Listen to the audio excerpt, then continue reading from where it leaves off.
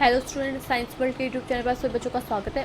कल के लेक्चर में बच्चों हमने बेसिकली क्या किया था, थिन और थिक फिलामेंट का जो स्ट्रक्चर है, मतलब कॉन्टैक्टाइल प्रोटीन का जो स्ट्रक्चर हमने वो देखा था कि जो हमारा एक्टिन है, जो हमारा थिन फिलामेंट है, एक्टिन से मिलकर बना और किससे मिलकर बना होता है, दो एफ एक्टिन की चेन से मिलकर बना होता है जो हेलिकली बाउंड होती है, और एक एफ एक्टिन किससे मिलकर बना बच्चों पॉलीमर है तो वो एक मोनोमर से मिलकर बना जिसे बोलते हैं जेक्टिन।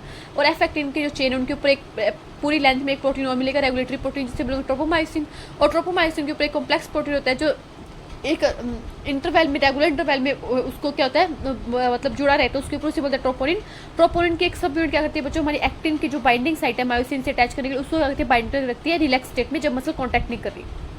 ठीक है, फिर हमने मिरोमाइसिन पढ़ा था। मिरोमाइसिन मोनोमर है बच्चों किसका, मायोसिन का, क्योंकि मायोसिन एक पॉलीमर प्रोटीन है।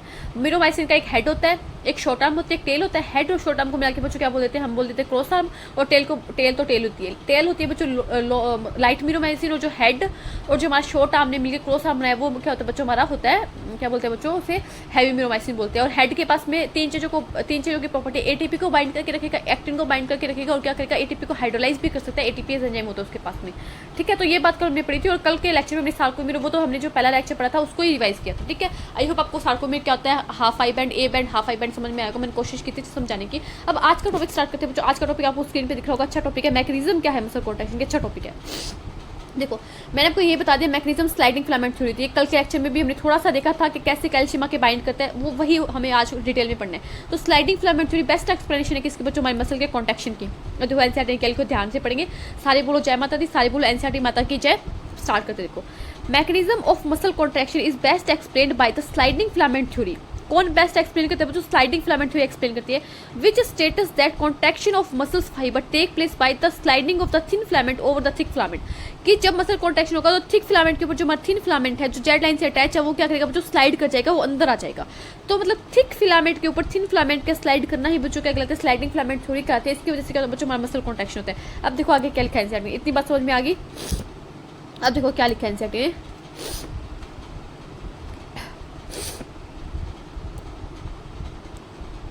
आगे एनसीईआरटी बोल रही है बच्चों, muscle contraction is initiated bye a signal sent by central nervous system CNS via A motor neuron. देखो बच्चों, हम जब नर्वस वाला सिस्टम पढ़ेंगे तो हम उसमें दो टाइप के न्यूरॉन पढ़ेंगे, एक तो पढ़ेंगे मोटर न्यूरॉन, एक पढ़ेंगे सेंसरी न्यूरॉन।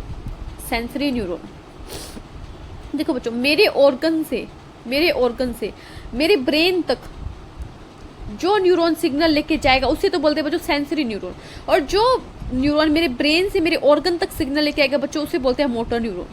मोटर न्यूरॉन ये होते हैं सेंसरी न्यूरॉन, मोटर न्यूरॉन दो। हमने पढ़ा था मोटर न्यूरॉन कब, हमने जब पढ़ा था मैच्योरेशन की प्रोसेस, तो उसमें भी हमने देखा था कि हमारे यूरिनरी ब्लैडर के पास में वोलेंट्री मोटर सिग्नल आता है, मोटर न्यूरॉन सिग्नल लेके आता है, वोलेंट्री होता है, हमारी मर्जी होती है। तो क्योंकि वो सीएनएस से, वहाँ पे भी हमने सीएनएस से पढ़ा, सीएनएस से सिग्नल आता है, तो सीएनएस से वोलेंट्री मोटर न्यूरॉन के थ्रू जो सिग्नल आता है, तो क्योंकि सीएनएस से सिग्नल आ रहा है मेरे यूरिनरी ब्लैडर के पास में, मेरे ऑर्गन के पास में, तो कौन सा न्यूरॉन होगा बच्चों, मोटर न्यूरॉन होगा। ठीक है, और वो है कैसा वोलेंट्री, तो उसने हमने बोल दिया वोलेंट्री मोटर सिग्नल आता है। ठीक है, तो ये बात हमने उस लेक्चर में भी देखी थी। ये बात आपको आई थिंक आपको सेंसरी न्यूरॉन मोटर न्यूरॉन तो पता चलिए क्या होता है सेंसरी न्यूरॉन, क्या होता है मोटर न्यूरॉन। अब देखो आगे देखते हैं, अब आगे क्या देखते हैं बच्चों, कैसे होता है मसल कॉन्ट्रैक्शन। देखो सबसे पहले क्या लिखा है एनसीईआरटी ने कि मसल कॉन्ट्रैक्शन इनिशिएटेड, कैसे इनिशिएटेड होगा बच्चों, ध्यान रखना, इनिशिएटेड कैसे होगा, बाय ए सिग्नल सेंट। कौन सिग्नल सेंट करेगा, central nervous system signal sent करेगा, वाई ए मोटर न्यूरॉन। क्योंकि सेंट्रल नर्वस सिस्टम से सिग्नल आ रहा है मसल के पास में, तो वो मोटर न्यूरॉन ही होगा। ये बात तुम अच्छे से जानते हैं। ठीक है मैम, और कौन सा इसमें हमारे ब्रेन का कौन सा सिस्टम काम आता है, सेंट्रल नर्वस सिस्टम काम आता है। हम पढ़ेंगे एक सीएनएस होता है, एक पीएनएस होता है, एक पेरिफेरल नर्वस सिस्टम होता है, एक सेंट्रल नर्वस सिस्टम होता है। तो मसल के कॉन्ट्रैक्शन में कौन सा काम आ रहा है बच्चों, सेंट्रल नर्वस सिस्टम काम आ रहा है। वहीं पे हमने जो पढ़ा था क्या, हमारे मैच्योरेशन की प्रोसेस, उसमें भी कौन सा सिस्टम था बच्चों, सेंट्रल नर्वस सिस्टम था। ऐसी बातें ध्यान रखो। Okay ma'am, a motor neuron along with the muscles fibre connected to it constitute a motor unit. Motor unit क्या है बच्चों, the junction between a motor neuron and the sarcolemma of the muscle fiber is called the neuromuscular junction or motor end plate। अब देखो क्या होता है बच्चों, मैं समझा देती हूँ, इसको समझते हैं। ये है बच्चों क्या हमारे पास में, ये मैंने बनाई बच्चों एक मसल, क्या है बच्चों, ये है बच्चों एक मसल, क्या बच्चों मसल है। मैं यहाँ पे क्या होगा, हमारा सीएनएस होगा। देखो क्या होता है सीएनएस में, क्या न्यूरॉन्स होते हैं, तो न्यूरॉन्स की स्ट्रक्चर कुछ ऐसी होती है, हम बना लेते हैं। ये मैं मेरा न्यूरॉन, ये हो गया मैम मेरा न्यूरॉन। और कैसा न्यूरॉन है बच्चों? मोटर न्यूरॉन है। क्यों? क्योंकि ये सिग्नल लेके आ रहा है सीएनएस से, सीएनएस से सिग्नल लेके आ रहा है, तो यहाँ पे बना तो ये कौन सा न्यूरॉन है? मोटर न्यूरॉन है। देखो मैं बच्चों क्या होता है, हमारी मोटर न्यूरॉन और मसल को मिला के इसके साथ में हो सकता है एक ही मसल फाइबर हो, एक ही मसल सेल हो सकता है बहुत सारी मसल सेल हो। तो क्या होता है, मोटर न्यूरॉन मसल को मिला के तो क्या बोलेंगे बच्चों? मोटर यूनिट बोलेंगे, मोटर यूनिट बोलेंगे। देखो क्या लिखा है एनसीईआरटी ने, आपको पढ़ा के दिखा देती हूँ अभी,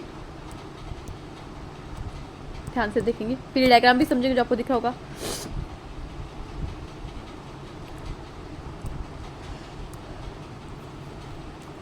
देखो क्या लिखा है, ए मोटर न्यूरॉन, एक motor neuron along with the muscle fibre connected to constitute a muscle unit. Muscle fibre किसको बोलते हैं बच्चों? मसल फाइबर से मसल सेल को ही बोलते हैं।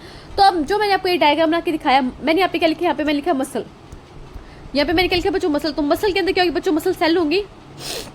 तो मैं यहाँ पे इसको मसल फाइबर लिख देती हूँ, यहाँ पे मसल फाइबर लिख देती हूँ या फिर मसल सेल लिख देती हूँ, जैसे एनसीईआरटी में लिखा होगा। वैसे मसल के अंदर क्या होगी बच्चों? मसल सेल होगी। ये बात हम पढ़ चुके हैं। मसल के अंदर मसल बंडल होते हैं, मसल बंडल के अंदर मसल फाइबर होते हैं, मसल फाइबर को मसल सेल बोलते हैं। तो एक मसल फाइबर भी हो सकता है या फिर एक से ज़्यादा मसल फाइबर भी हो सकते हैं जिसको मोटर न्यूरॉन सिग्नल दे। तो इनको मिला के बच्चों क्या बोलते हैं? मोटर यूनिट बोलते हैं।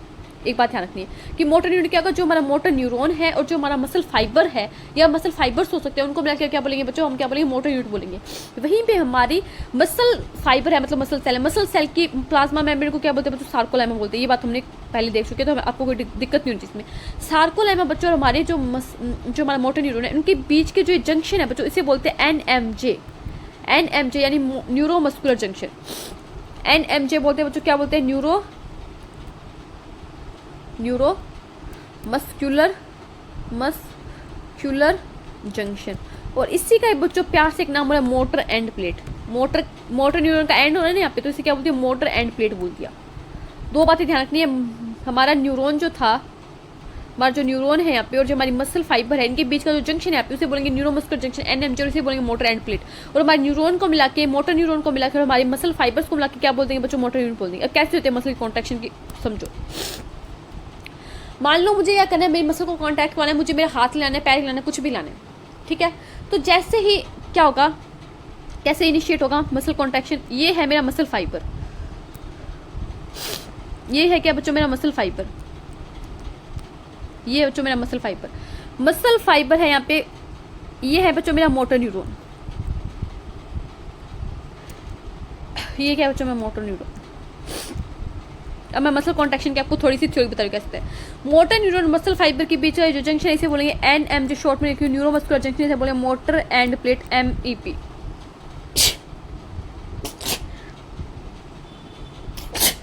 Sorry, motor neuro muscular junction motor end plate हो गया, मोटर यूनिट क्या होगी? मोटर न्यूरॉन क्या हो गया?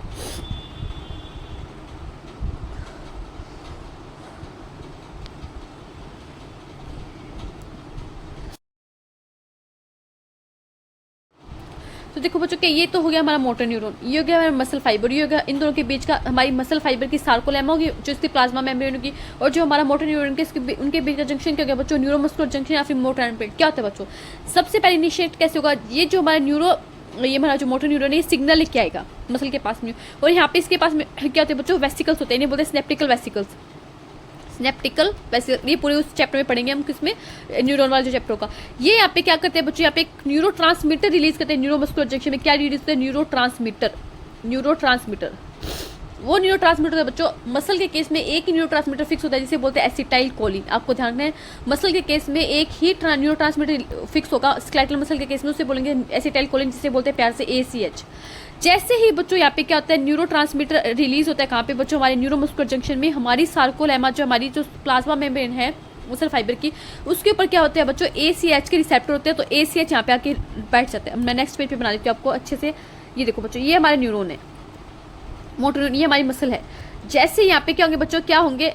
ACH के लिए रिसेप्टर होंगे। जैसे यहाँ पे ACH रिलीज हुआ न्यूरोमस्कुलर जंक्शन में, हमारे एसिटाइल कोलिन रिलीज हुआ। वैसे ही एसिटाइल कोलिन बच्चों हमारी जो प्लाज्मा मेम्ब्रेन होती है सार्कोलेमा, जो हमारी मसल फाइबर की प्लाज्मा मेम्ब्रेन सार्कोलेमा, वहाँ पे आके अटैच हो जाता है। जैसे ही रिसेप्टर जो होते हैं सार्कोलेमा पे ACH के, उनके रिसेप्टर पे न्यूरो ट्रांसमीटर के अटैच होते हैं, तो ये पूरी क्या करते हैं? ये पूरी इन्फॉर्मेशन को एसिटाइल कोलिन के रिसेप्टर पे अटैच होने से सार्कोलेमा की ये पूरी इन्फॉर्मेशन को कि एसिटाइल कोलिन रिलीज हो गया, रिसेप्टर पे अटैच हो गई, पूरी इन्फॉर्मेशन कहाँ पे फैल जाती है बच्चों, हमारी पूरी सार्कोलेमा में, पूरी मसल फाइबर में फैल जाती है ये पूरी एक्शन। इससे यहाँ पे क्या होता है, मसल के अंदर एक्शन पोटेंशियल जनरेट हो जाता है। क्या बच्चों, एक्शन पोटेंशियल। और ये मैंने बोला था कि मसल सेल कैसी होती है, एक्साइटेबल होती है, मसल सेल डिपोलराइज होती है, मसल सेल में एक्शन पोटेंशियल जनरेट हो जाता है। ये प्रॉपर्टी होती है बच्चों मसल सेल के एक्साइटेबल होने की, जिससे क्या होता है बच्चों की हमारे मसल फाइबर के अंदर, मसल सेल के अंदर हमने पढ़ी थी क्या, सार्कोप्लाज्मिक रेटिकुलम पढ़ी थी हमने। एंडोप्लाज्मिक रेटिकुलम को सार्कोप्लाज्मिक रेटिकुलम बोलते हैं। और वो किसका स्टोरस होती है बच्चों, वो स्टोरस होती है कैल्शियम का। तो जैसे ही सार्कोप्लाज्मिक रेटिकुलम को इन्फॉर्मेशन मिलती है, जैसे एक्शन पोटेंशियल जनरेट होता है, सार्कोप्लाज्मिक रेटिकुलम क्या कर देती है बच्चों, कैल्शियम आयन को रिलीज कर देती है। सार्कोप्लाज्म में क्या कर देती है बच्चों, कैल्शियम आयन को रिलीज कर देती है। कैल्शियम आयन के रिलीज होते ही बच्चों ये कैल्शियम आयन ट्रोपोनिन की सब यूनिट के साथ में अटैच हो जाता है। कैल्शियम आयन कहाँ पे अटैच हो गया, ट्रोपोनिन की सब यूनिट के साथ में अटैच हो गया। जो सब यूनिट ने क्या कर रखा था, हमारे एक्टिन की बाइंडिंग साइट को, जो मायोसिन के लिए बाइंडिंग साइट थी, उनको क्या कर रखा था, मास्क करके रखा था रेस्टिंग स्टेट में। क्योंकि हमें मसल कॉन्टैक्ट करवाना है तो उनको एक्टिन की जो बाइंडिंग साइट है उनको खोलना पड़ेगा, उन्हें अनमास्क करना पड़ेगा। तो कैल्शियम के ट्रोपोनिन के बाइंड होते हैं उस सब यूनिट के बाइंड, कैल्शियम की जो सब यूनिट है जो कैल्शियम से बाइंड करती है ट्रोपोनिन की, वहाँ से बाइंड होते हैं। ट्रोपोनिन और ट्रोपोमाइसिन क्या होते हैं, एक्टिन की बाइंडिंग साइट से हट जाते हैं, क्या जाते हैं, हट जाते हैं। और उनके वहाँ से हटते ही क्या होता है बच्चों, हमारे हेड जो होता है हमारा मीरोमायोसिन का, उसके पास में कौन सी प्रॉपर्टी होती है बच्चों, एटीपी की। वो एटीपी को लेता है, उसको हाइड्रोलाइज करता है, उसके पास में एनर्जी आती है, और वो एक्टिन का जो फिलामेंट है उसकी फिलामेंट को क्या करता है बच्चों, एक्टिन की फिलामेंट को अपने ऊपर स्लाइड करवा लेता है, जिससे क्या होती है बच्चों, हमारी स्लाइडिंग फिलामेंट थ्योरी हो जाती है।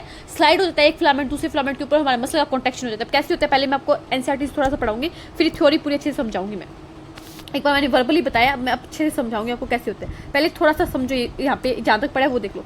Muscle contraction is initiated by signal sent by central nervous system CNS via motor neuron. Yes ma'am, a motor neuron along with the muscle fibres connected to it constitute a motor unit. Motor unit क्या हुई बच्चों, हमारा जो motor neuron है वो और muscle fibre को मिलाकर हमने क्या बोलते हैं बच्चों, मोटर यूनिट बोलते हैं। The junction between the motor neuron and the sarcolemma of the muscle fibre is called the neuromuscular junction और motor end plate. Neuromuscular junction या मोटर एंड प्लेट किसे बोलेंगे बच्चों, जो हमारा मोटर न्यूरॉन है और जो हमारा मसल फाइबर की सार्कोलेमा, उन्हें क्या बोलेंगे बच्चों, मोटर, उनके बीच के जंक्शन को क्या बोलेंगे बच्चों, मोटर एंड प्लेट बोलेंगे, या फिर न्यूरोमस्कुलर जंक्शन बोलेंगे। Yes ma'am, A neural signal reaching this junction release a neurotransmitter acetylcholine which generates an action potential in the sarcolemma। जैसे ही बच्चों हमारे न्यूरोट्रांसमीटर रिलीज हुआ, कौन सा, स्केलेटल मसल के केस में फिक्स होता है ACH एसिटाइलकोलिन, वो क्या होता है बच्चों, हमारे सार्कोलेमा पे जो रिसेप्टर होते हैं उनसे बाइंड हो जाता है, और वैसे ही क्या होता है हमारी मसल फाइबर के अंदर एक्शन पोटेंशियल जनरेट हो जाता है। This separate through the muscle fibres and causes the release of calcium ion into the sarcoplasm. जैसे ही एक्शन पोटेंशियल पूरे हमारे मसल फाइबर के अंदर स्प्रेड होता है, तो क्या होता है हमारे सार्कोप्लाज्मिक रेटिकुलम क्या रिलीज कर देती है बच्चों, सार्कोप्लाज्म के अंदर क्या रिलीज कर देती है, कैल्शियम आयन को रिलीज कर देती है। Increase calcium level leads to the binding of calcium with a subunit of troponin on the actin filament and thereby remove the masking of active site for myosin. वो सब unit जिसने जो किसके लिए bind करती है बच्चों, calcium से बाइंड करते हैं ट्रोपोनिन की, वो सब यूनिट कैल्शियम की बाइंड होती है बच्चों, क्या होती है, एक्टिन की बाइंडिंग साइट को क्या करती है बच्चों, अनमास्क कर देती है। ठीक है, ओके मैम।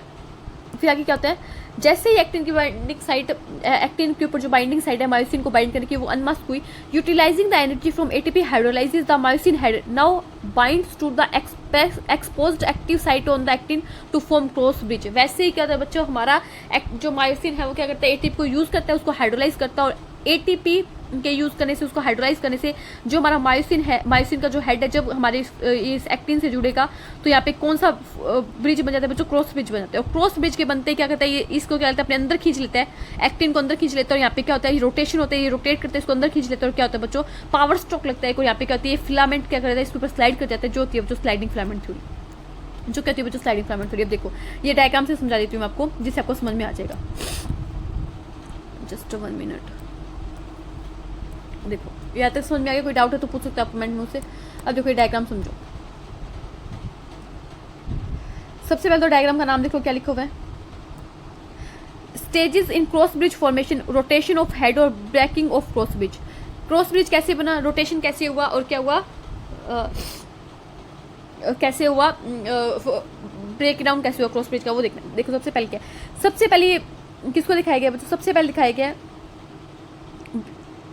ये है बच्चों हमारा एक मायोसिन, एक मायोसिन बोलते या फिर थिक फिलामेंट बोलते हो, थिक फिलामेंट, मायोसिन फिलामेंट, और ये क्या एक्टिन फिलामेंट, थिन फिलामेंट। जैसे बच्चों एटीपी आता है इसके पास में, जैसे ही मायोसिन के पास में एटीपी आया, मायोसिन के एटीपी आने से एटीपी को किस में तोड़ दिया मायोसिन ने, एडीपी और इनऑर्गेनिक फॉस्फेट में। जैसे ही बच्चों एडीपी और इनऑर्गेनिक फॉस्फेट में तोड़ा तो मायोसिन के पास में क्या गई बच्चों, एनर्जी आ गई। मायोसिन के पास में एनर्जी आती है बच्चों, मायोसिन के हेड ने क्या कर लिया, एक्टिन को पकड़ लिया। यहाँ पे पकड़ा नहीं होता, देखो यहाँ पे पकड़ा नहीं होता, यहाँ पे क्या कर लिया, इसको बाइंड कर लिया। इस बाइंड करने को क्या बोलते हैं बच्चों, क्रॉस ब्रिज फॉर्मेशन बोलते हैं। जैसे ही बच्चों मायोसिन ने एक्टिन को बाइंड किया, और बाइंड करते बच्चों इसने क्या किया, फॉर्मेशन हो गया किसका, क्रॉस पेज का। और फॉर्मेशन हो गया बच्चों क्रॉस पेज का, वैसे क्या किया बच्चों, इस मायोसिन के हेड ने रोटेट किया खुद को और इस एक्टिन के फिलामेंट को अंदर धकेल लिया। इसे बोलते हैं स्लाइडिंग कराना, रोटेट कराना, उसी बोलते हैं पावर स्ट्रोक। यहाँ पे क्या लगता है बच्चों, पावर स्ट्रोक लगता है। इसको अपने ऊपर क्या लगता है, धक्के लेता है। एक्टिन का हेड क्या करता है, रोटेट करता है। एक्टिन का नहीं बच्चों, सॉरी, मायोसिन का हेड क्या करता है बच्चों, रोटेट करता है और एक्टिन के फिलामेंट को अपने अंदर क्या करता है, खींच लेता है। इसे बोलते हैं बच्चों पावर स्ट्रोक बोलते हैं। इसे बोलते हैं बच्चों स्लाइडिंग और इसे बोलते हैं बच्चों रोटेशन। कि मायोसिन के हेड ने क्या किया बच्चों, रोटेट किया, रोटेशन किया। देखो पहले ऐसे था डायग्राम में, देखो पहले ऐसे था मायोसिन का हेड, और ये क्या करता है बच्चों, फिर रोटेट करता है। पहले ऐसे था, फिर ये क्या करता है, जो रोटेट करता है। और मायोसिन का फिलामेंट नहीं हिलेगा, मायोसिन का हेड सिर्फ रोटेट करेगा। हिलेगा कौन बच्चों, एक्टिन फिलामेंट अंदर की तरफ खिसकेगा, मायोसिन नहीं खिसकेगा। मायोसिन वहीं का वहीं है, कौन खिसकेगा बच्चों, एक्टिन फिलामेंट खिसकेगा। मायोसिन का सिर्फ हेड सिर्फ रोटेट करेगा, वहीं पे रोटेशन करेगा। ठीक है बच्चों, फिर क्या होगा, इसने क्या कर दिया, एडीपी और इनऑर्गेनिक फॉस्फेट को अलग कर दिया। फिर यहाँ पे क्या होगा, ये टूट गया क्रॉस पेज। फिर क्या होगा बच्चों, वापिस से एटीपी आएगा, वापिस से क्या होगा, ये एनर्जी मिलेगी इसको, वापिस से क्या होगा, क्रॉस पेज का फॉर्मेशन होगा, वापस से इसको रोटेशन होगा, स्लाइडिंग होगा, क्या होगा, वापस से एक्टिन का फिलामेंट अंदर आ जाएगा। और ये होता है बच्चों कॉन्ट्रैक्शन। ये क्या होता है बच्चों, कॉन्ट्रैक्शन होता है। और यहाँ पे वापस से क्रॉस पेज का क्या हो जाएगा, ब्रेकडाउन हो जाएगा। ठीक है, तो ये होती है बच्चों रोटेशन, या आप बोल सकते हैं हम कॉन्ट्रैक्शन की प्रोसेस। अब क्या होता है देखो, अब एक बात मुझे बताओ, ये मैंने बच्चों जेड लाइन और ये बच्चों मेरी एम लाइन। जेड लाइन के ऊपर कौन अटैच है बच्चों, में थिन वाले फिलामेंट जिन्हें बोलते हैं एक्टिन फिलामेंट। और एम लाइन के ऊपर कौन अटैच है बच्चों, मेरे थिन वाले फिलामेंट जिन्हें बोलते हैं मायोसिन फिलामेंट। डायग्राम थोड़ा सा गलत बन गया। ये है बच्चों थिन फिलामेंट, आपको दिख रही होंगे, और ये है बच्चों थिक फिलामेंट। जैसे ही बच्चों थिक फिलामेंट ने थिन फिलामेंट को अंदर की तरफ खिसका तो ये क्या होती है, जेड लाइन। क्योंकि जेड लाइन के ऊपर कौन अटैच है बच्चों, मेरे थिन फिलामेंट अटैच है। तो जैसे ही थिन फिलामेंट अंदर आएगा तो मेरी जेड लाइन भी तो अंदर आ जाएगी ना, जेड लाइन भी शिफ्ट हो जाएगी कहाँ के अंदर से। तो मतलब पहले मेरा सार्कोमेर इतना था, तो मेरा सार्कोमेर इतना हो जाएगा, मतलब मेरे सार्कोमेर का लेंथ छोटी हो जाएगी, मतलब मेरा सार्कोमेर कॉन्टैक्ट हो जाएगा। और सार्कोमेर कॉन्ट्रैक्शन ही तो बच्चों में पढ़ना था, क्योंकि मसल के कॉन्ट्रैक्शन की यूनिट क्या है बच्चों, सार्कोमेर। मैं आपको डायग्राम में दिखाती हूँ अभी, कौन से डायग्राम में, यहाँ पे इसमें देखो,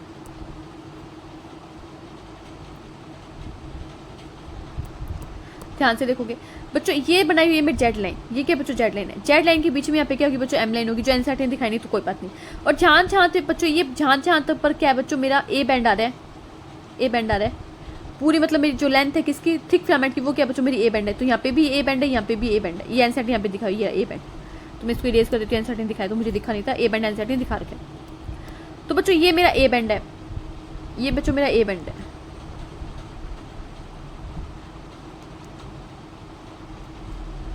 और ये बच्चों मेरा आई बैंड है, इतना आई बैंड है। तो अब आप देखो, ये बच्चों मेरा एच जोन है।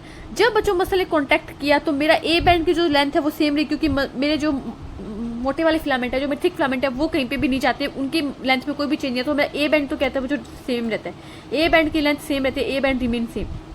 वहीं भी बच्चों आप देखोगे जो मेरा आई बैंड है, जो मेरा आई बैंड है, इसमें तो देखो आई बैंड गायब भी हो गया।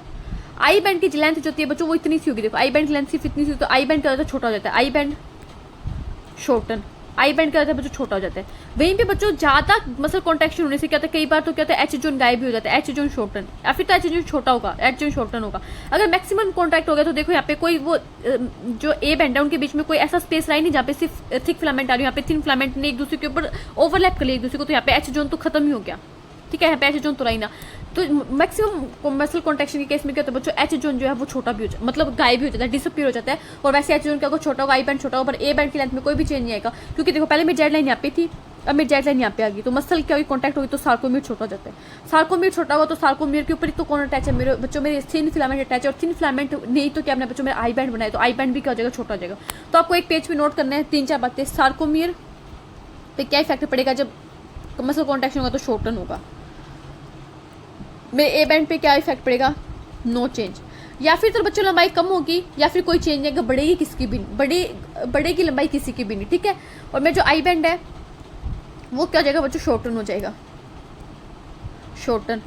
और जो मेरा एच जोन है वो क्या हो जाएगा, शॉर्टन हो जाएगा। और मैक्सिमम कॉन्ट्रैक्शन के केस में तो बच्चों क्या हो जाता है, वो डिसअपीयर हो जाता है, डिसअपीयर। आई होप आपको समझ में आ गया होगा। ठीक है, कोई डाउट नहीं होगा। अब देखो मैं आपको एनसीईआरटी से रीड करवा देती हूँ। ये डायग्राम में देख लिया, मसल कॉन्ट्रैक्शन कैसे होते हैं हमने वो समझ लिया।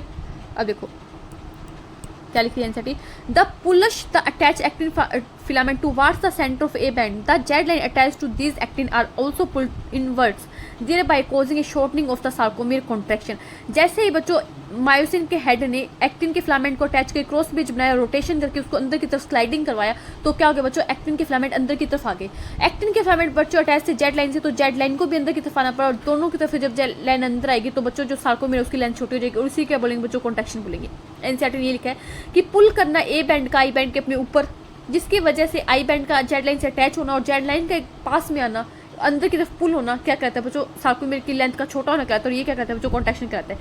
It is clear from the above steps that during shortening of muscles contraction the I band get reduce, I band क्या होगा, रिड्यूस होगा, whereas A band retain the length, A band अपनी रिटेन करेगा length को, change नहीं आएगा। The myosin releasing the ADP and inorganic phosphate goes back to the relax state, जब वो रिलैक्स स्टेट में जाएंगे तो एडीपी और इनऑर्गेनिक फॉस्फेट क्या हो जाएंगे बच्चों, रिलीज हो जाएंगे।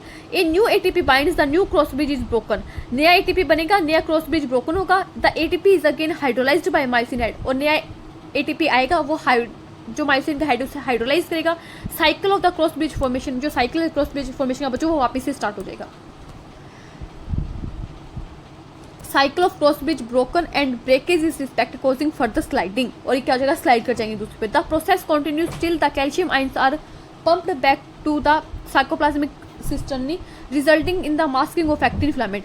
जैसे ही बच्चों कॉन्ट्रैक्शन हो गया, अब रिलैक्स होना है, तो क्या होगा बच्चों, सार्कोप्लाज्मिक रेटिकुलम के अंदर कैल्शियम आयन वापस से चला जाएगा, और जो एक्टिन को मास्क कर रहा था ट्रोपोनिन ने, वो वापस से करेगा बच्चों, ट्रोपोनिन जो एक्टिन को मास्क कर लेगा, और वापस से क्या हो जाएगा बच्चों, रिलैक्स स्टेट में आ जाएगी हमारी muscle. This cause the return of Z line back to their original position, relaxation, वापस से जो हमारी जेड लाइन है वो अपनी ओरिजिनल पोजीशन में चल जाएगी, और इसे क्या बोलते हैं बच्चों, रिलैक्सेशन बोलते हैं। The reaction time of the fibres can very in different muscles, ये जो रिएक्शन टाइम है बच्चों मसल का कॉन्टैक्ट करने का वो वेरी कर सकता है डिफरेंट मसल्स में। Okay ma'am, repeated activation of the muscles can lead to the accumulation of lactic acid due to anaerobic breakdown of glycogen in them causing fatigue muscle contents. देखो बच्चों क्या होता है, ये क्या लिख रहे हैं कि बार बार अगर बच्चों क्या होगा कि हमारी ये जो मसल कॉन्ट्रैक्शन की प्रोसेस है बार बार होगी, रिपीटेड होगी, तो बार बार रिपीट होगी, तो बार बार एटीपी चाहिए, तो बच्चों हमारे मसल के अंदर फिर कौन सा साइकिल चले, रेस्पिरेशन चले जाता है, एनारोबिक रेस्पिरेशन चले जाता है। एनारोबिक रेस्पिरेशन में बच्चों क्या बनता है, लैक्टिक एसिड बनता है, क्योंकि हमें एटीपी चाहिए तो हमें ग्लूकोज को तोड़ना पड़ेगा। तो हम क्या करते हैं, कौन सी मेथड से तोड़ते हैं बच्चों, एनारोबिक रेस्पिरेशन से तोड़ते हैं, उसमें लैक्टिक एसिड बनता है। लैक्टिक एसिड क्या करता है बच्चों, जब हमारे मसल में जमा हो जाता है तो हमें फटीग आती है, हमें थकान हो जाती है, हमारे मसल्स में दर्द होने लग जाता है, और कुछ टाइम के बाद में लैक्टिक एसिड वापस से क्या हो जाता है, डिकम्पोज हो जाता है, और वापस से हमारी जो थकान है वो रुक जाती है। जब हम क्या करते हैं, मसल को कॉन्टैक्ट नहीं करवाते, रिलैक्स हो जाती है, जैसे हम भाग रहे हैं तो मसल जो हमारी लेग की मसल है वो पेन करने लग जाती है, क्योंकि बार बार मसल के कॉन्ट्रैक्शन होने से बच्चों कोई एक्सरसाइज करे तो मसल के कॉन्ट्रैक्शन होने से बच्चों उसमें क्या हो जाता है, लैक्टिक एसिड का जमाव हो जाता है, एक्यूमुलेट हो जाता है लैक्टिक एसिड, जिससे क्या होती है बच्चों में फटीग आ जाती है। तो आपने लिख लिया वो चार्ट में, यहाँ पे साइड में लिख लिया एनसीईआरटी कि सार्कोमेर छोटा होगा, आई बैंड छोटा होगा, ए बैंड की लेंथ पे कोई इफेक्ट नहीं पड़ेगा, एच जोन मैक्सिमम कॉन्ट्रैक्शन में गायब हो जाएगा, और वैसे क्या लिखेंगे, शॉर्टन होगा। और हमने देख लिया कि जब रिलैक्स होगा मसल तो वापस से सार्कोप्लाज्मिक रेटिकुलम के अंदर कैल्शियम आयन चला जाएगा, और जेड लाइन वापस से अपनी ओरिजिनल पोजीशन पे आ जाएगी, और हमारी मसल जो है वो रिलैक्स स्टेट में आ जाएगी।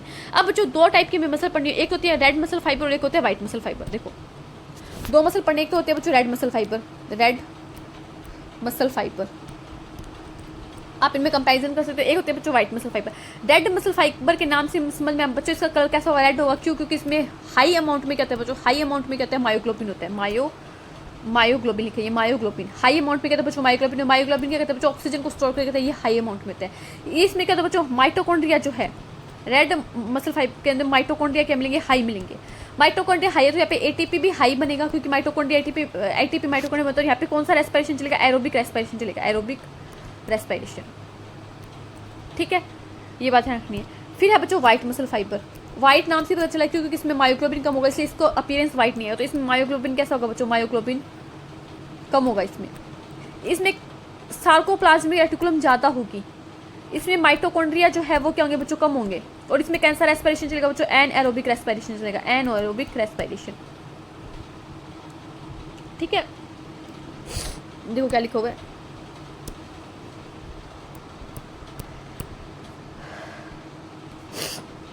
ये रहा।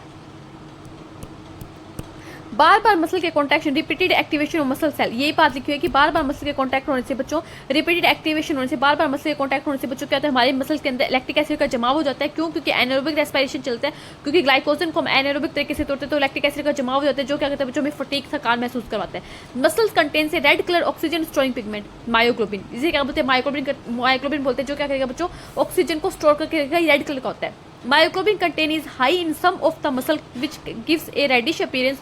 Such muscles are called the red fibers. Okay, ma'am. These muscles also contain plenty of the mitochondria which can utilize the large amount of oxygen stored in them for ATP production. These muscles therefore can also be called aerobic muscles, क्योंकि यहाँ पे mitochondria high है, myoglobin भी high है, myoglobin ने oxygen को store करके रखा हुआ है, माइटोकॉन्ड्रिया भी हाई है, तो यहाँ पे कौन सा रेस्पिरेशन चलेगा बच्चों, एरोबिक रेस्पिरेशन चलेगा। एरोबिक रेस्पिरेशन से हम क्या बनाएंगे बच्चों, एटीपी बनाएंगे। दीज, और फिर यहाँ पे क्या होता है, these muscles can also be called aerobic muscles. ठीक है मैम। आगे एनसीईआरटी क्या लिख रही है, on the other hand the some of muscles possess very less quantity of myoglobin, इनके पास मायोग्लोबिन के बच्चों कम है। देयरफॉर अपीयर पेल और व्हाइटिश, या फिर येलो दिखेगी या फिर व्हाइटिश दिखेगी। These are the white fibre, ये व्हाइट फाइबर है। Number of mitochondria are also few in them but amount of sarcoplasm मेटाकोलम इज हाई, सार्कोप्लाज्म मेटाकोलम हाई है, माइटोकॉन्ड्रिया कम है, ये बात ध्यान रखनी है। ठीक है।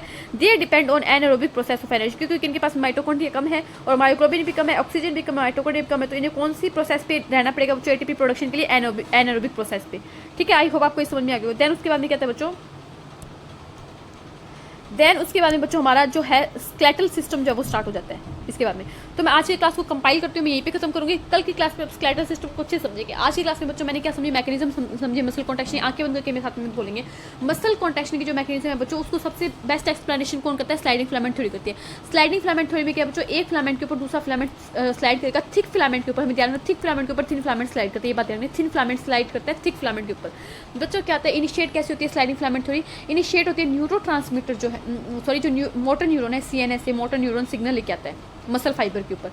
मसल फाइबर और मोटर न्यूरॉन को मिला के बोलते हैं बच्चों मोटर यूनिट, और इनके बीच में जो जंक्शन है उसे बोलते हैं न्यूरोमस्कुलर जंक्शन, फिर मोटर एंड प्लेट। जैसे ही मोटर न्यूरॉन ने क्या किया बच्चों, न्यूरोट्रांसमीटर को रिलीज किया न्यूरोमस्कुलर जंक्शन में, और न्यूरोट्रांसमीटर कौन सा होता है बच्चों, ACH acetyl choline. Acetyl choline के न्यूरोमस्कुलर जंक्शन में रिलीज होते ही सार्कोलेमा पे होते हैं एसिटाइल कोलिन के रिसेप्टर, तो जो एसिटाइल कोलिन है वो रिसेप्टर पे लग जाता है। रिसेप्टर के एसिटाइल कोलिन के रिसेप्टर पे लगने से सार्कोलेमा पे जो प्रेजेंट है वहाँ से क्या होता है बच्चों, सार्कोलेमा जो है वो क्या हो जाती है, एक्शन पोटेंशियल जनरेट करती है, उसमें इन्फॉर्मेशन आ जाती है, और सार्कोलेमा जो है वो क्या हो जाती है, एक्साइटेड हो जाती है। ये इन्फॉर्मेशन पूरी सार्कोलेमा में पहुंचती है, पूरी मसल फाइबर के अंदर पहुंचती है। मसल फाइबर के अंदर जैसे इन्फॉर्मेशन पहुंचती है कि एसिटाइल कोलिन आ गया, तो सार्कोप्लाज्म मेटाबॉलिज्म क्या रिलीज कर देती है बच्चों, कैल्शियम आयन रिलीज कर देती है। ये कैल्शियम आयन बच्चों हमारे ट्रोपोनिन की एक सब यूनिट होती है जो कैल्शियम को बाइंड करती है, उसके ऊपर अटैच हो जाता है। ट्रोपोनिन के ऊपर कैल्शियम के अटैच होती है बच्चों, ट्रोपोनिन हट जाएगा एक्टिन की बाइंडिंग साइट से, और ट्रोपोमाइसिन बढ़ जाएगा। दोनों के हटने से बच्चों क्या होती है, जो एक्टिन की बाइंडिंग साइट है वो अनमास्क हो जाएगी, किसके लिए, मायोसिन से जुड़ने के लिए। किसके लिए अनमास्क हो जाएगी बच्चों, मायोसिन से जुड़ने के लिए। फिर वहीं पे क्या होता है, जो हमारे मायोसिन का हेड है वो एटीपी को लेता है, उसको हाइड्रोलाइज करता है एडीपी और इनऑर्गेनिक फॉस्फेट में, उससे एनर्जी मिलती है। फिर क्या करता है बच्चों, वो पावर स्ट्रोक करता है, स्लाइडिंग करवाता है, रोटेशन करता है उसका हेड, और क्या करता है बच्चों, एक्टिन को पकड़ के वो अंदर की तरफ धकेल लेता है। एक्टिन किस पे, एक्टिन यानी थिन फिलामेंट को अपने अंदर की तरफ धकेल लेता है। थिन फिलामेंट अटैच है जेड लाइन पे, जैसे ही थिन फिलामेंट अंदर जाएंगे तो जेड लाइन भी अंदर जाएगी, और जेड लाइन का अंदर आना, जेड लाइन की लेंथ छोटा होना, सार्कोमियर का छोटा होना, यही क्या होता है बच्चों, कॉन्ट्रैक्शन होता है। सार्कोमियर का कॉन्ट्रैक्शन होगा तो सार्कोमियर की लेंथ कम होगी, जो थिन फिलामेंट है, जो एक्टिन फिलामेंट है, उनकी लेंथ कम होगी। बट जो मायोसिन फिलामेंट है, जो थिक फिलामेंट है, जो ए बैंड है, उस पर कोई भी इफेक्ट नहीं पड़ेगा, नो चेंज। और आई बैंड क्या हो जाएगा, छोटा हो जाएगा। वहीं पे जो एच जो है वो मैक्सिमम कॉन्ट्रैक्शन में गायब भी हो जाता है, या फिर क्या रहता है, उसकी लेंथ छोटी हो जाती है, ये बात ध्यान रखनी है। फिर हमें देखा बच्चों, जब रिलैक्सेशन होगा तो क्या होगा, सार्कोप्लाज्मिक रेटिकुलम के अंदर कैल्शियम आयन वापस चले जाएंगे, और जो जेड लाइन है वो अपनी रियल पोजीशन में आ जाएगी, जिससे क्या हो जाएगी, मसल रिलैक्स हो जाएगी। फिर हमें देखा बच्चों, मसल के अंदर क्या मिलता है, मायोग्लोबिन मिलता है, जो क्या करता है, ऑक्सीजन को स्टोर करता है। ये एक टाइप की प्रोटीन जो ऑक्सीजन को स्टोर करती है। ऐसी मसल सेल जिनके अंदर भर के मायोग्लोबिन है, मैक्सिमम अमाउंट में मायोग्लोबिन है, हाई अमाउंट में मायोग्लोबिन है, उनकी वजह से मसल सेल का अपीयरेंस कैसा आता है, रेड आता है, उन्हें तो बोलते हैं बच्चों रेड मसल फाइबर। उनमें माइटोकॉन्ड्रिया भी हाई है बच्चों, उनमें एरोबिक रेस्पिरेशन चलेगा, उनमें क्या होगा, लैक्टिक एसिड नहीं जमेगा। और बार बार मसल के कॉन्ट्रैक्शन होने से बच्चों क्या होता है, लैक्टिक एसिड का जमा हो जाता है, जिससे फटीग होती जाती है, क्योंकि यहाँ पे क्या करते हैं, हम ग्लाइकोजन को तोड़ते हैं एनारोबिक रेस्पिरेशन से। और जो बच्चों हमारे पास व्हाइट मसल फाइबर होते हैं, उनमें क्या होता है, जो हमारे पास मायोग्लोबिन होता है वो कम होता है, माइटोकॉन्ड्रिया कम होता है, और जो हमारे पास सार्कोप्लाज्म मेटाकोलम होते हैं वो ज़्यादा होते हैं। और ये इन मसल में कैसा चलता है बच्चों, व्हाइट मसल्स में, व्हाइट मसल फाइबर में क्या चलता है बच्चों, एनारोबिक रेस्पिरेशन चलता है। ये बात हमने पढ़ी। तो मसल कॉन्ट्रैक्शन का हमने वो डायग्राम देख लिया, कोई इतना ज़्यादा हार्ड नहीं है, बहुत ईजी से समझ में आया। तो थैंक यू, और वीडियो को लाइक शेयर सब्सक्राइब करो, पढ़ते रहो, हंसते रहो, मुस्कुराते रहो। कल की क्लास में बच्चों हम स्केलेटल सिस्टम को स्टार्ट में कोई भी डाउट है तो मुझसे पूछ सकते हो, ठीक है। हंसते रहो, मुस्कुराते रहो, पढ़ते रहो।